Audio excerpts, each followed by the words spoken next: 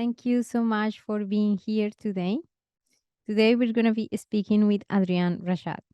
Let's take a look at his story. From the small city of Barstow, the pit stop on the way to Las Vegas.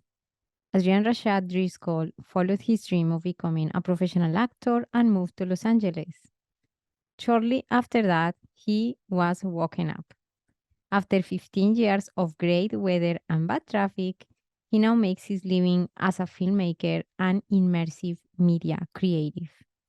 He has had the privilege of working with large companies such as CBS, NBC, KTLA, Facebook, Microsoft, United Way, and more to push the boundaries of immersive media whilst producing great XR titles and experiences.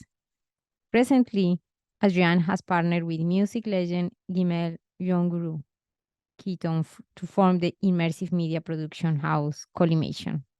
We're super excited to have Adrian here with us today. I can't wait to begin. Let's do it.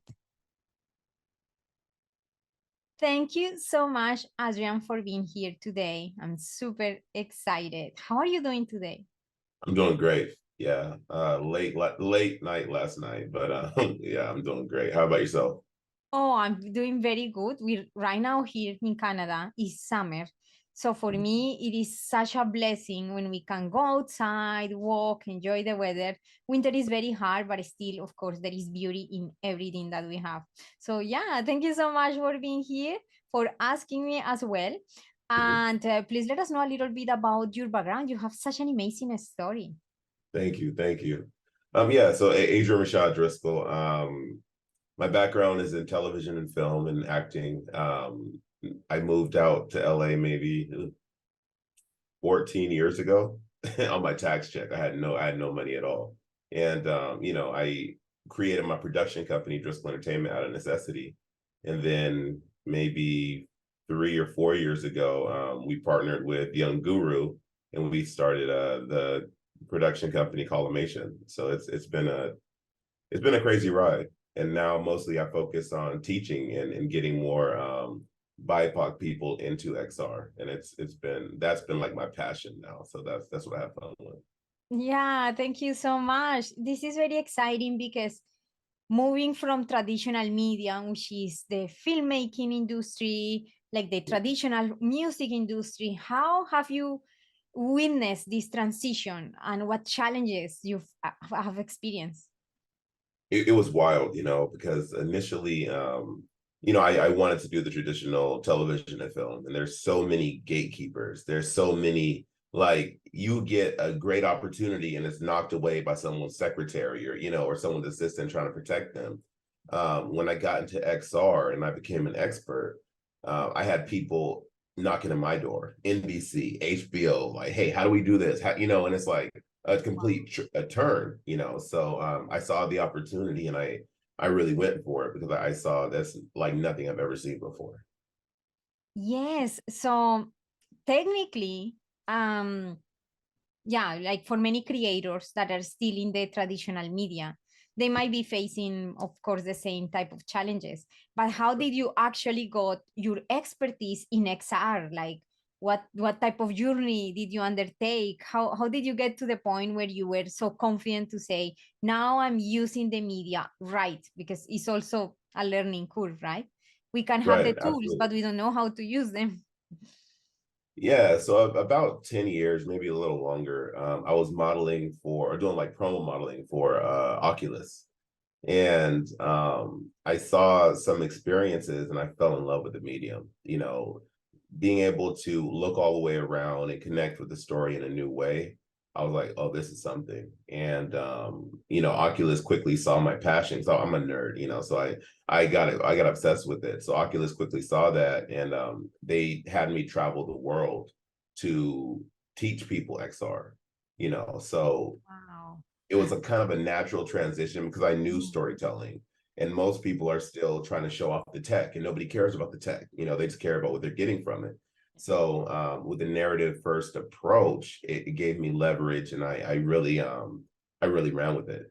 So I saw, okay, well, let me consult here, let me work here, and let me teach here. And, then I became a world expert, and, the rest is crazy because they have me speaking at campuses and teaching, elite leaders. And I'm like, oh my gosh, I went to Allen and Company. I'm like, oh my gosh, it's crazy. So it's been a dope journey. That's super exciting. That's such a cool story because it also shows, yeah, there are certain things that happen because it's there in our path, Right, drawn somehow for us. But right, there are other cases where we can still try to be persistent, as you were, right? You were right, struggling at the beginning, difficult situations, difficult to get, in the door, right, somehow it happened in another way, not necessarily the way that you at the beginning thought it was going to happen, the right. direct reach out and all of that.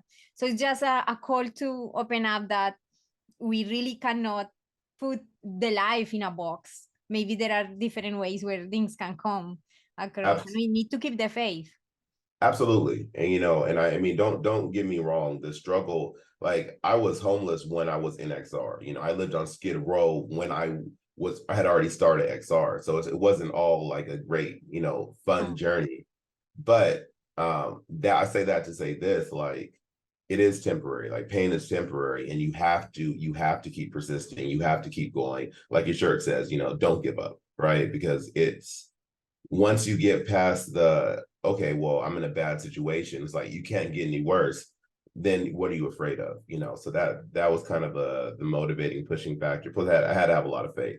Like God brought me through a lot, because if not, I was like, oh my gosh, I would have fell apart. But yeah, it was. I think that your story is actually super inspiring. And the reason is because there are many of us who maybe come from backgrounds that are not the standard in society, or Mhm. maybe we are not from countries, maybe that are the leading countries in the technology.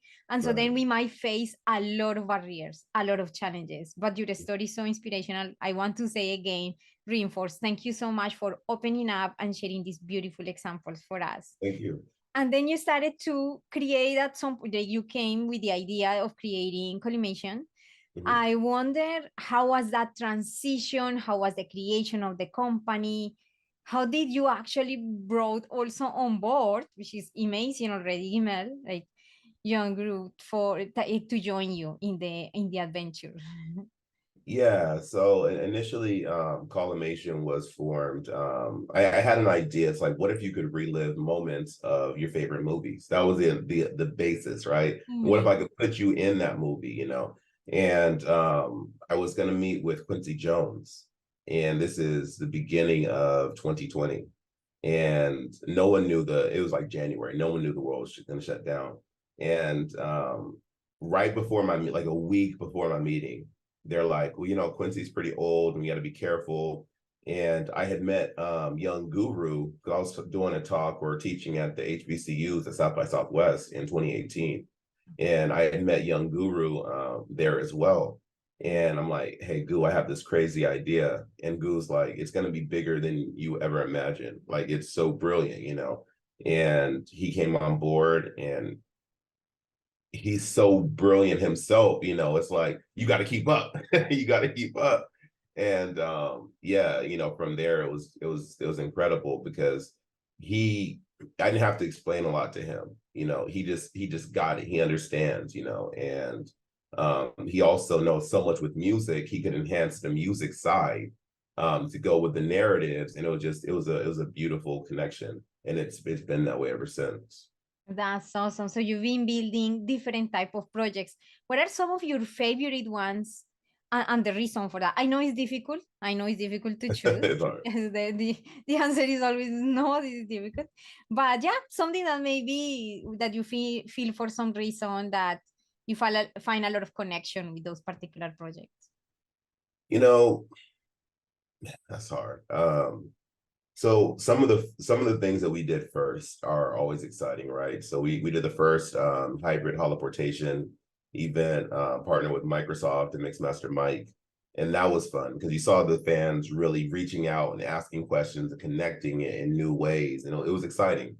Some of the projects don't even have visuals, like we went to we created this song for a banking company called Lion Tree, and just the camaraderie of the employees and the CEO, you know, and that's one of my favorite things, because you see people's reaction and it's genuine and it's pure and it's grateful, and it's like, you know, they're at such an elite level and they're just excited, you know. Man, the Rhapsody build we did, you know, to see Rap's face when she saw her build and she's like, this is what I wanted, you know, as opposed, and it's like you're translating people's thoughts into visuals. And you know, I mean, there's so many more. The rap cipher with Tech Lamert was special too, with Sway's team, and you know, Paris and Rashidi, and it's it's all been fun. I've loved every moment, honestly. Yeah, thank you. Thank you. Yeah, there are always interesting projects and experiences that maybe appeal even more to us with the emotions, and we get a lot of joy seeing when people are actually being inspired by those type of Right, experiences. Yes, that's right. the best reward for the creator, right? Is that part. Yes. It's amazing because the wow moments never go away. Like, you know, I've shown over 12,000 people VR in my life, and I still get excited when they're like, you know, and then you get the old face. You're like, wait, what? You know, and it's great, you know. And now we have Collimation Comedy Club. You know, we partner with Crack 'Em Up and the show Murdoch, and we see people laughing, and it's a natural release, and they're so excited, you know. And they may be in the metaverse, they may be in person, but the joy is always real, no matter where they're at. And there's no feeling like it, honestly. That's awesome. So it is a reality that not everyone, unfortunately, at this point yet, consumers have access to a headset or Mhm, to devices that mhm. they can enjoy for the experience. How do you manage that? How do you design the experiences around the fact that maybe not everyone is being able to access? I mean, you know, let's be real. Like, even here in America, like not everybody even has internet. You know, so you can't assume that people have access to a headset, right? So at Collimation, we try to make all of our experiences hybrid. So you can consume it the way you want to consume it. Do you want to be in VR? Some people don't. Do you want to watch it in AR? Do you want to watch it on a regular screen? Do you want to have a metaverse play? You know, we extend the stage to the way people want to consume it, and we found great success in that, because we're not telling you where to go, we're going where you are, and giving you something to do. Yeah, that's great. And also it showcases that sense of inclusivity that is Right, important for you to allowing right, different segments, accessing and being able to enjoy the experience. Yeah, right. that's great. So Absolutely. right now we see many things out there related with hardware, platforms and different systems that can the technology is advancing so fast. Mhm. Where do you think that the industry of maybe filmmaking, music, entertainment is going in this landscape? You know, I think a lot of people are afraid, or think that VR is trying to replace, or they're like, oh my gosh, everyone's gonna be in headsets. It's not true. You're never gonna replace traditional media. I think this is a great way to enhance, you know. Yeah, some of the things we do is we have live performances, and we are you know, we have people performing, and oh, that's great, right? But like, not everybody wants to hold their phone up for an hour, you know. So it's like you have to think rationally of, hey, this isn't going to change the landscape, it's just extending it or enhancing it, or making it, you know, giving additional content and experiences. And I think now that people are starting to understand that, now it's going to expand very, very quickly, especially with companies like Apple jumping in the ring, you know, who control the consumer market already. It's going to expand even faster. Yeah, that's great. So it is evident that your background is not as a developer per se, Mhm. but you've been able to build amazing experiences. Do you think that we are in an era where we can actually learn by ourselves, even if we're not developers or right? Absolutely. I mean, when we started Collimation, I spent thousands of hours, literally thousands of hours learning Unity, learning Unreal, learning these tools, YouTube University, Udemy, all of the anything I can get my hands on to try to learn. Because you can. It takes a lot of time. We didn't have money to pay devs, you know. And then once we started creating things ourselves and doing it very, very wrong, devs wanted to jump on board because they saw the vision, and that's how you build. It's like, don't try. I would suggest, don't try to learn it yourself. Try to focus on what you're good at, and then work with people who know other areas. And as long as you can show the vision and show there's something strong, is there something real there, people will join you. That's amazing. That was gonna lead me to the next question, and is how did you build a team around you? Because that is also something that it's not that these things just happen by one person only. Like the one person leads the vision, as you mentioned, and Right. has the drives the passion, and has like good insight on how to create the things. Right. But how did you build a team around you? Yeah, I mean, it took me a year to actually have a conversation with Goo, after we met. Like, it was literally a year. And Guru's a celebrity and Guru knows everybody. So it's like, I'm nervous, and I'm like, I had to get the confidence to be able to say, hey, look, I have a crazy idea. That followed with Harold Hayes Jr. From Sunny Boy. We met, we had an NBC program that we worked together, and Harold saw the vision right away. And then once you have these people saying, oh my gosh, this is crazy, what's next, you have to keep going because you don't want to let them down. And I walked away from making a lot of money to making no money, just to figure this thing out.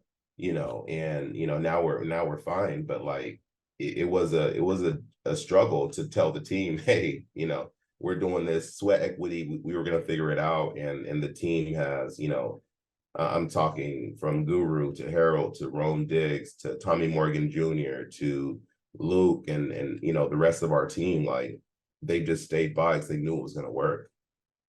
Yes, yes, definitely. Of course, yeah. I mean, there is Oh, a and Cause and Christie too. Sorry, I can't forget Cause and Christie, because yeah. they worked with us a lot, even when we didn't have the means. They knew it was going to work, so they put a lot of work into it. I think that's very inspiring as well when you get to have this cross section of talents and vision. And Mhm. I feel honestly that the best thing that we should be doing is that thing that we could do it even without getting money ahead, right? Because it's out of 100% passion. And having this, like attracting this type of people is not an easy thing, but anyways, we need to keep the faith that the right people is going to be involved at some point and continue with together working towards the goals that you believe in. Yes. You have to know the difference between money and value. That's the thing. Most people think value is the dollar, and that's not Yes. true. You can have value without having any cash. You can build something valuable with no money at all. You just have to be very strategic and understand approach, and understand that I'm not doing this for free. Mhm. It's not free. I'm building something that's going to have value later. You plant the seed and let the tree grow. But if the tree doesn't grow in a day, it doesn't mean the tree's not valuable. And Yeah. that's something that you really have to understand to be an entrepreneur, I think. That's great. And I think that you also perhaps drove to that conclusion from your own life because Right. you've been able to see, in those circumstances, how it is to not have all that money and Right. still know inside that you have such a good talent. You can survive somehow. Like you had the Right. faith and the understanding that this is temporary, this is gonna pass, something else is gonna come. So I think this is very valuable for someone who is trying to create an experience, but also expanding on a studio or creating a company. This is a great understanding. I think this is Absolutely. gold. This is gold to mention this. Thank you so much. This is so great.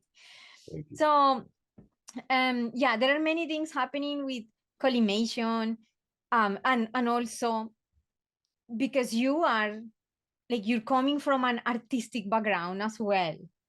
Do you see any transformation somehow of a storytelling when it's infused with extended reality technologies? Are there any changes there or any enhancements, or what can you say in terms of traditional storytelling now when you use XR technologies to, communicate these storytelling narratives?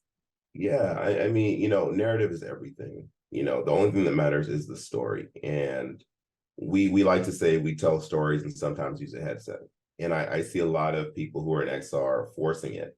They're like, oh, this has to be 360 because it's cool. No, no, no. What? Like there's a lot of friction for VR. There's a lot of friction for 360. How am I going to tell you to put on a headset and mess up your hair and your makeup? And I'm saying? Like these things aren't, Yes. there's friction points. But if the story needs to be told in VR, if the story needs to be told using a headset, you have to leverage that capacity.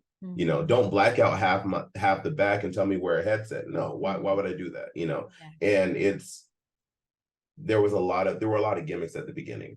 There were a lot of people who were using it to say, hey, this is something cool, look at me. And it always shows through.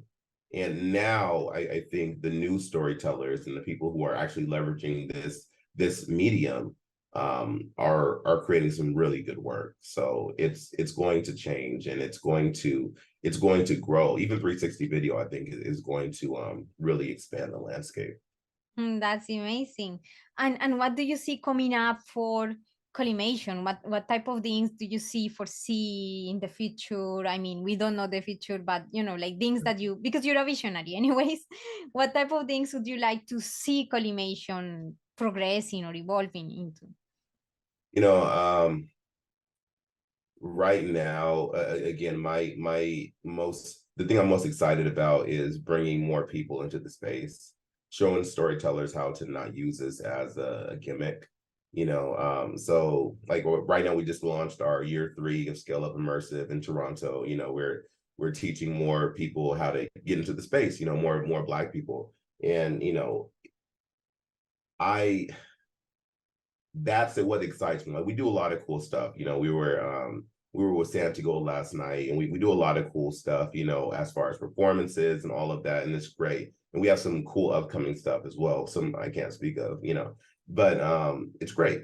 It really is. We just relaunched the new version of Collimation Comedy Club, and it's great partnerships. But bringing people to the space is the only thing that like really excites me, and I'm like, I get chills. I'm like, oh my gosh, you knew nothing about XR when you started this program. Now, 5 months later, you pivoted, your company's creating content in XR. That's the biggest excitement I have for Collimation, for myself, and in general. It's it's exciting. Thank you. That's yeah. Like just to hear that is it sounds super fun to see what things are coming up.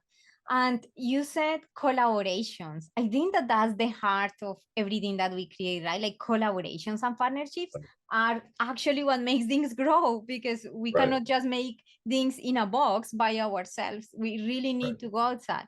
What are your recommendations considering what it is to be not having a lot of connections and knocking doors and asking for that? What are your recommendations for someone who wants to start, but they don't have these great connections? Or, I mean, every connection is great, but don't have connections that can be leveraged even more to a scale.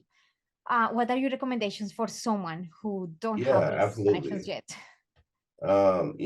yet? If you're trying to build a network and build, something, first you have to clearly identify what your value is. Because most people go and they say, I get calls all the time. Hey, do you want to hire us to do that? And I'm like, no, who are you? Like, why should I take this call? Right. And most people don't present their value. They just ask for something. Right. So look for the win-wins. Look for, what you're gonna give to somebody first. The highest level you can ever get to in life is servant. As long as you are giving someone something then the law of reciprocity states that they'll be like, okay, let me give you something back, and go on LinkedIn. LinkedIn is the most underrated social media tool in the world, in my opinion, because these are very, very high level people who have a lot of pull and a lot of influence. And everybody wants to be cool. Everybody wants to do cool stuff. If you're doing cool stuff, people will come on board, write it, learn how to speak to people, read books. Like these things are free, honestly, and when it comes to the money play, there's a piece of advice that I live by. If you want advice, ask for money. If you want money, ask for advice. And you keep that in mind when you're talking to people, and you should do fine. Yes. Oh, that's amazing. It's like closing with a, gold here. Thank you so much. All the conversation is amazing. Adrian, I know you're a super busy person. Is there anything else that you wish I had asked you today? No, I mean you've done a great job. I think you've covered it. It's a crazy landscape to jump in, but it's worth exploring. XR changed my life, but it's worth exploring for everybody, no matter your age, no matter your nationality, no matter your race. Like there's so much magic here if you're willing to put the work in and make it. Yes, that's amazing. Thank you so much, Adrian. You are inspiring thousands of people around the world, not only with your life, but with the work that you're doing through your entrepreneurial works. So thank you so much for continuing to that. And we're inviting right now everyone to follow Adrian Rashad and also, of course, Collimation to be on top of everything that they are creating. Thank you so much. And if you consider that this episode, this beautiful story from Adrian, gave you some inspiration, please consider sharing this with your family and friends, because this is how we all can get help from each other and grow together in the community. Thank you so much, Adrian. And thank you, Diana. We'll speak soon. Take care. Peace.